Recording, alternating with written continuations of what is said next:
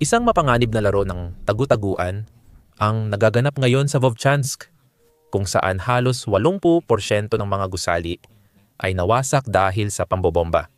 Napilitan magtago ng malalim sa ilalim ng lupa ang mga puwersa ng Rusya para makaiwas sa kontra-atake ng Ukraine.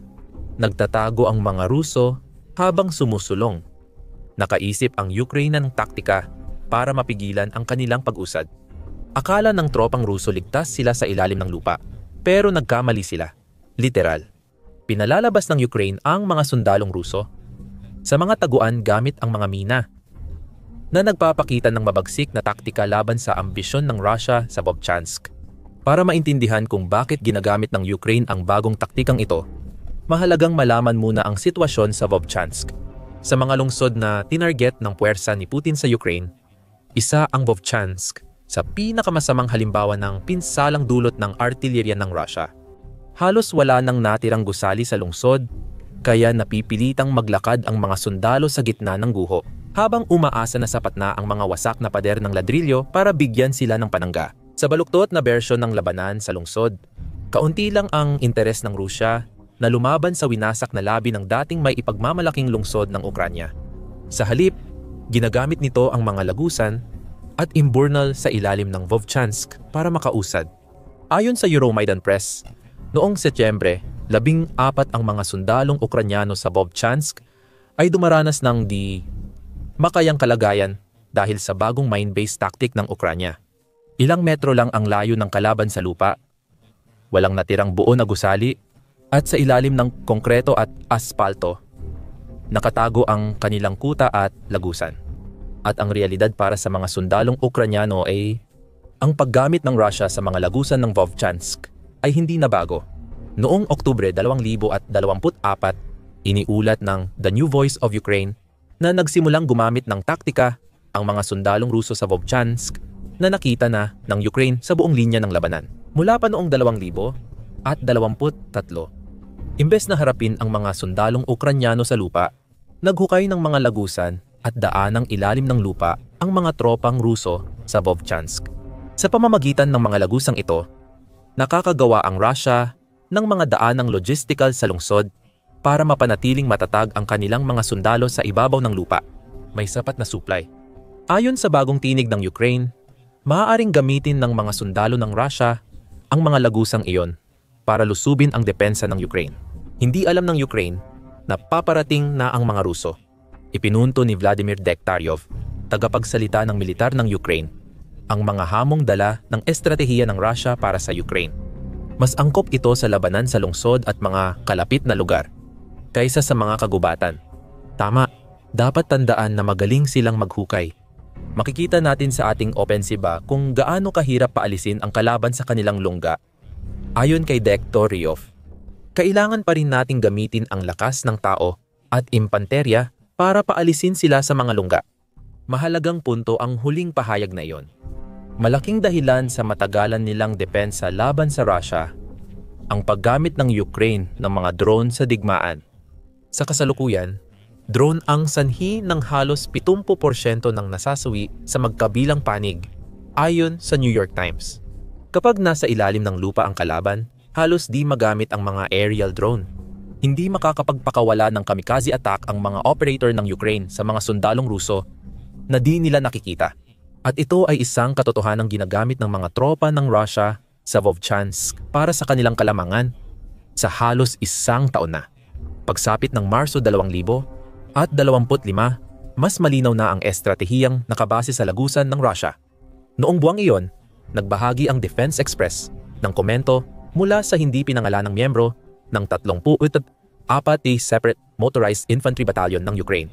Sa panayam sa Ukrainian media na Suspilnya News, sabi ng miyembro ng serbisyo, lumipat na sa underground operations ang kalaban. Gumagawa sila ng lagusan sa pagitan ng gusali para sa mga posisyon ng putukan. Sinusubukan din nilang makalapit sa ating infantry para bigla at mabilis magsimula ng opensiba. Bukod dito, nagsimula ng gumawa ng pansamantalang drone ang mga mananakop ng Rusya sa Vovchansk, na ayon sa Defense Express ay magaspang na kopya ng Vampire drone na gamit ng Ukraine. Bagamat hindi ito tahasang sinabi ng Defense Express. Mukhang ginagamit ng Rusya ang mga lagusan sa Vovchansk para magdala ng mga drone. Posible rin na ang mga operator nito ay muling naglalabas ng mga drone mula sa mga lagusan. Kaya napakahirap para sa Ukraine na pigilan ang kanilang mga operasyon. Sa Hulyo 2025, lumalabas ang mas maraming impormasyon kung paano ginagamit ng Rusya ang mga lagusan ng Vovchansk. Sa pagkakataong ito, si Meza naman ang nagbahagi ng mga komento mula sa isang lalaking nagngangalang Alexander Danilenko na ayon sa kanya ay pinuno ng Media Liaison Group na kumakatawan sa Heart Brigade ng Ukraine. Sa Vovchansk, buong lungsod ay giniba hanggang sa lupa. Ayon kay Danilenko, para makahanap ng masisilungan doon, kailangan mong umasa sa mga imbernal at mga underground na komunikasyon. At ito na lang halos ang tanging opsyon para magtipon at magtago doon. Ginagamit ng mga Ruso ang komunikasyong ito para magtipon ng tao, mag-imbak ng bala at pagkain, at magsimula ng pag-atake. Hindi maikakaila na matalino ang operasyon ng mga sundalo ng Rusya sa Vovchansk. Maliban sa malalakas na pag-atake para pahinain ang depensa ng Ukraine, nagtayo ang Rusya ng network ng lagusan, minsang dumaan sa dating imburnal. Pinapayagan nitong mag-ipon ng mga supply, maglipat ng kagamitan, at magpalipat-lipat ng mga tropa. Lahat ng ito ay hindi naaabot ng mga tagapagtanggol ng Ukraine. Iyan ang naging kalagayan sa halos buong panahon na sinusubukan ng Rusya na sakupin ang Vovchansk, pero hindi na ngayon. Habang nagtatago ang mga sundalong Ruso sa ilalim ng lupa at naghihintay umatake, gumagawa ng solusyon ang Ukraine sa problema ng mga lagusan. Ang ika-34 na Motorized Infantry Battalion ng Ukraine, kilala bilang Wolfhounds, ay gumamit ng matalinong estratehiya para paalisin ang mga Ruso sa kanilang mga lagusan at patayin ang mga nakaiwas sa drone ng Ukraine. Mano-manong nilalagay ng Wolfhound soldiers ang mga anti-tank mine sa bungad ng mga natutuklasang lagusan. Pero imbes na lagyan ng mga mina ang mga bungad ng lagusan para maging delikado sa mga sundalong Ruso na lumabas, ayon sa Euromaidan Press, mas mapanganib pa raw ang ginagawa ng mga sundalo. Ina-activate ng mga Wolfhound ang mga mina at inihahagis ito sa mga bungad ng lagusan na nagdudulot ng mga pagsabog na yumanig sa mga pansamantalang lagusan ng Russia habang pinapatay ang sinumang sundalong malas na mahuli sa pagsabog. At hindi lang ito haka-haka. Walang mga kwento ng kabayanihan sa militar na hindi naman talaga nangyari rito. Dahil sa Euromaidan Press, may mga video ng Wolfhound habang ginagawa nila ang kanilang bagong taktika. Sa isang video na ibinahagi sa X account ng outlet, kitang-kita kung ano ang ginagawa ng mga Wolfhound sa mga sundalong underground ng Russia. Nagsimula ang kuha sa butas sa gitna ng guho ng Vovchansk. Sa loob ng ilang segundo, lumapit ang dalawang sundalong Ukranyo sa butas. Nagbabantay ang isa habang tinitignan ng dalawang sundalo ang butas. Marahil hinihintay ang Rusya. Nang walang lumabas, ipinakita sa video na binuhat ng pangalawang sundalo ang isang malaking anti-tank mine at inihagis ito sa butas. Pagkatapos, tumakbo pabalik ang dalawang sundalo sa takip habang nagpapaputok ang kanilang mga kasamahan sa butas para pigilan ang mga sundalong Ruso na lumabas. Pagkatapos ay nagkaroon ng katahimikan. Ilang segundo ang lumipas. Matapos ilipat ng kamera ang anggulo para makuha ang butas mula sa ibang pananaw, sa wakas ay sumabog ang mina. Isang malakas na pagsabog ang lumitaw sa screen. Kasunod ng sunod-sunod na kuha ng Wolfhounds na inuulit ang taktika nila. Nakakakita sila ng butas, hinuhulog ang mina, at yayanigin ng pagsabog ang lagusan ng Ruso. Ginagamit din ng mga sundalong Ukranyano ang parehong teknik laban sa mga sundalong Ruso. Nagtatago sa mga labi ng ilang gusaling kalahating nakatayo pa sa Vovchansk. Hindi malinaw sa kuhang ito kung paano eksaktong pinapagana ang mga anti-tank mine. Ang mga minang ito ay ginawa para sumabog kapag nadaanan ng mabibigat na sasakyan, gaya ng pangalan nila. Kung isang tao lang ang tatapak dito, hindi sapat para mapagana ang mina. Pero paulit-ulit pa rin itong nangyayari. May mga tao pa ring nagpapasabog ng anti-tank mine. Gayunpaman, ayaw ng Ukraine na sumugal sa posibilidad na baka sumabog ang kanilang mga mina. Klaro ring hindi sumasabog ang mga mina kapag nahulog sila sa butas. Kung gagawin nila yon, tatamaan sa pagsabog ang mga Wolfhound na nagtatapon ng mina. May remote detonator bang gamit dito? Isang aparato na nagpapahintulot sa mga sundalong Ukranya na manu-manong ihulog at pasabugin ang anti-tank na mina mula sa malayo habang ligtas na nakakasilong. Hindi naman binanggit ng Euromaidan Press, mukhang malamang, na may ginagamit silang remote control detonator kung para lang maging posible ang bagong taktika ng Wolfhound.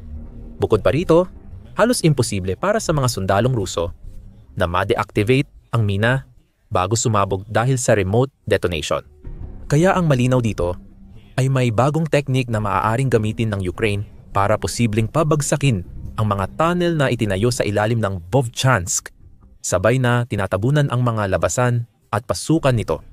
Bagamat walang kumpirmadong nasawing sundalo ng Rusya, posible pa ring may nadadamay o natrap sa tunnel dahil sa gumuhong debris mula sa mga pagsabog.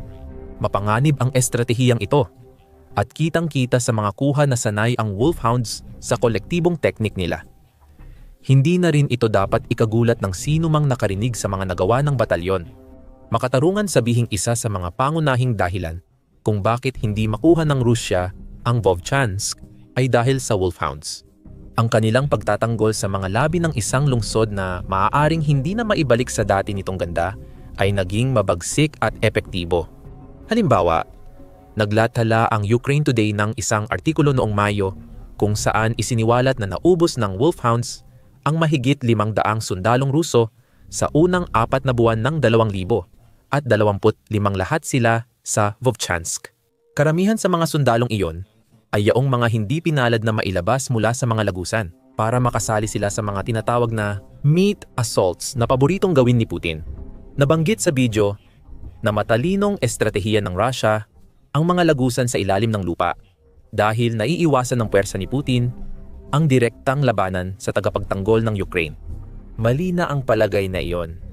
Mukhang kahit na may mga lagusan, kailangan pa ring salagin ng mga Wolfhound ang maraming mararahas na pag-atake ng Russia. Ibinunyag ito ngayon sa Ukraine ng isang komandante sa Wolfhound Battalion na tinawag ng outlet na Fartovy. Sabi niya, ang sunod-sunod na marahas na pag-atake ng Russia ay kadalasang nagpapawalang bisa sa anumang estratehiya ng mga lagusan sa ilalim ng Vovchansk. Sa tingin ko, ito talaga ang kanilang sinadyang taktika, sabi ng komandante. Halimbawa, may 3 mandirigma sa aming pwesto. Sumugod sila, yung una at pangalawa patay na, pero tuloy pa rin sila. Umaasa silang may ilang katsat na makakapasok pa. May putukan at may naghahagis pa ng granada. Napapagod na rin ang mga mandirigma mismo. Ang opisyal na X account ng Wolfhounds ay puno ng impormasyon tungkol sa mga hakbang ng batalyon sa pagprotekta sa Vovchansk. Isang video noong Agosto ang nagpakita na ginamit ng batalyon ang mga drone para sirain ang mga pasukan ng underground tunnel ng Rusya, tulad ng paggamit nila ng mga mina.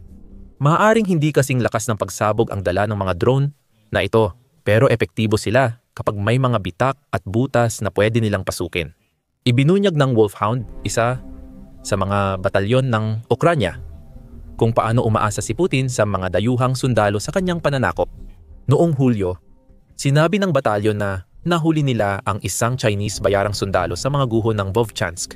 Ang bayarang sundalong iyon, na ayon sa Wolfhound ay may 2 anak at buntis na asawa na naghihintay sa kanya sa kanilang tahanan, ay lumalaban para sa pera ni Putin bago siya madakip. Mapanganib at mapanlikha ang batalyong ito. At batay sa katotohanang naghahagis na ng anti-tank mine ang mga sundalo nito sa taguan ng mga Ruso. Ang mga miyembro nito ay matatapang na tagapagtanggol na handang gawin ang lahat upang mapanagot ang mga puwersang Ruso sa kanilang ginawa. Papunta sa Vovchansk. Lahat ng ito ay nauuwi sa Vovchansk at sa dahilan kung bakit pinipilit ng mga sundalong Ruso na sakupin ang lungsod. Kahit na ang mga Wolfhound ay nagdadala ng kamatayan at pagkawasak sa mas makabago at malikhaing paraan. Gusto ni Putin ang lungsod na ito dahil magbubukas ito ng ibang posibilidad kapag nakuha niya. Ang Vovchansk ay nasa rehiyon ng Kharkiv na mula pa noong unang araw ng pagsalakay ni Putin sa Ukraine ay pinagtatalunan na. Particular, ang Vovchansk ay nasa posibleng direksyon ng pag-usad na magpapahintulot sa Russia na magsimulang maglunsad ng mas matitinding pag-atake sa Kupiansk. Sa huli, ang Vovchansk ay mahalaga sa Russia. Isang lungsod na kailangan nitong makuha para mapasakamay ang mas malaking bahagi ng Kharkiv. Nagpatupad ng matinding hakbang ang Russia para makuha ang Vovchansk noong Mayo 2000 at 24 isinulat ng RBC Ukraine tungkol sa isang ulat ng Institute for the Study of War na nagsiwalat na winasak ng Russia ang mga tulay sa lugar ng Vovchansk. Layunin nito na pigilan ang Ukraine magpadala ng dagdag na puwersa sa Vovchansk. Tungkol ito sa pag-iisa. Hindi inakala ng Russia na magbibigay ng matinding laban ang Wolfhounds sa Vovchansk. Ayon sa ulat, kahit di gaanong makakatulong ang Vovchansk sa pagsulong ng Russia sa Kharkiv, maaari nitong bigyang daan ang pag-atake ng Russia sa Eliki Burlok. Tungkol lang talaga ito sa mga sunod-sunod na tagumpay. Maaaring hindi ganoon kalaki ang estratehikong halaga ng Vovchansk mismo, ngunit ang mga rehiyong maaaring marating ng Russia kapag nakuha nila ang lungsod ay mahalaga, kaya hindi maaaring isuko ng Ukraine ang Vovchansk. Kung gagawin nila iyon, posible ang mga pag-atake ng Russia sa mas mahalagang lugar sa Kharkiv. May simbolikong halaga ang Vovchansk para sa Ukraine dahil ang pagtatanggol dito ang nagpabagal sa pag-usad ng Russia sa Kharkiv. Ayon sa Novaya Gazeta noong Mayo 2024, nagtagumpay ang Russia sa Kharkiv hanggang naging parang pader ang Vovchansk. Kinapanayam nito ang pinuno ng Kiev Center for Military Legal Studies, si Oleksandr Musienko, na nagsabing tila nasabik sa tagumpay ang mga sundalo ng Russia matapos masakop ang ilang pamayanan patungong Vovchansk, napigilan ng matinding paglaban ng mga Ukrainian Wolfhounds ang mabilisang opensiba ng Russia, kaya kinailangang itigil ang paglusob malapit sa Vovchansk. Ayon sa ulat, ang Vovchansk, kahit winasak, ay naging simbolo ng pag-asa para sa Ukraine. Sa huli, kung napigilan ang Russia sa guho ng lungsod na dapat nilang nasakop ngayon, kahit may underground tunnel ito, ibig sabihin kayang magdulot ng matinding pinsala ang Ukraine sa ibang lugar sa hinaharap. Habang napapanatili ang Vovchansk, mas maraming sundalong Ruso ang namamatay at mas natatagalan bago makuha ng Russia ang Kharkiv. Sa Kharkiv, lahat ng ginagawa ng mga sundalo ng Ukraine sa Vovchansk, tulad ng paghagis ng anti-tank mine sa mga tunnel ng Russia, ay nakakatulong sa depensa ng rehiyon. Maraming dahilan kung bakit nais sakupin ng Russia ang Kharkiv, gaya ng Vovchansk. May simbolikong aspeto para sa simula. Noong Mayo 2024, sinabi ng Deutsche Welle na ang Kharkiv ay mahalagang lungsod sa digmaan sa Ukraine. Hindi lang ito mahalaga sa estratehiya, kundi magdudulot din ng malaking simbolikong dagok sa Ukraine ang pagkawala ng lungsod na kapangalan ng rehiyon. Ang Kharkiv ay naging tahanan ng maraming manunulat at makatang Ukrainian na kabilang sa kilusang tinawag na Executed Renaissance, na nagambag ng mahahalagang akdang pampanitikan kahit sila ay inuusig ni dating leader ng Soviet na si Joseph Stalin. Ayon sa Deutsche Welle, sa panahon ng Soviet, ang Kharkiv ay iisa sa pinakamahalagang sentro ng industriya, transportasyon at agham sa Ukraine. Ang Kharkiv Aviation Institute ang kauna-unahang institusyong pang-edukasyon ng ganitong uri sa Ukraine. Tahanan din ang lungsod ng ilang pambansang unibersidad sa batas at radioelectronics. Sa madaling salita, napakahalagang lungsod ng Kharkiv para sa Ukraine. Dito nagsimula ang unang pag-aaklas laban sa Unyong Soviet. Dito rin nabuo ang ilan sa pinakamatalinong isipan sa kasaysayan ng Ukraine. Kung pahihintulutan ang Russia na sakupin ang lungsod, nakatumbas ng pagsakop sa Kharkiv Oblast, maaaring masira ang lahat ng kasaysayang ito. Para sa marami sa Ukraine, mahalagang protektahan ang Kharkiv para mapanatili ang pamanan nito at hindi makuha ng Russia ang estratehikong rehiyon. Sa estratehikong antas, gusto ng Russia ang Kharkiv dahil sa katayuan nito bilang isang rehiyong nasa hangganan. Noong Mayo 2024, iniulat ng The Guardian na sinabi ni Putin 2 buwan bago na kailangan ng buffer zone sa Kharkiv para protektahan ang Russia mula sa mga paglusob sa hangganan. Kalaunan, naranasan ng Russia ang ganitong paglusob mula Sumy Oblast papuntang Kursk. Lalo nitong pinatibay ang punto ni Putin. Ang Kursk ay malaking kahihiyan para sa Russia. Hindi lang ito, kundi ito rin ang unang beses na may puwersang sumakop at kumuha ng bahagi ng Russian Federation mula pa noong ikalawang digmaang pandaigdig. Ang pagiging rehiyon sa hangganan ng Kharkiv ay pumipigil sa Ukraine na makapagsagawa ng kontrapagsalakay mula roon. Oo, pwedeng gamitin ng Rusya ang Kharkiv at Vovchansk sa paglulunsad ng atake sa ibang direksyon kapag nakuha nila ang mga ito. Pero ang pangunahing layunin ni Putin sa Kharkiv ay ang proteksyon ng inang bayan. Ginagawa ng Ukraine ang lahat para pigilan ang Rusya na makabuo ng buffer zone na gusto nito. Ayon sa The Guardian, mahalaga ang papel ng Vovchansk sa paglikha ng buffer zone. Kung makuha ng Rusya ang Vovchansk at Lipsy, magkakaroon sila ng matibay na plataporma ng artilleriya laban sa Kharkiv, lalo na't nagsilikas na ang mga residente matapos paulanan ng artilleriya at drone.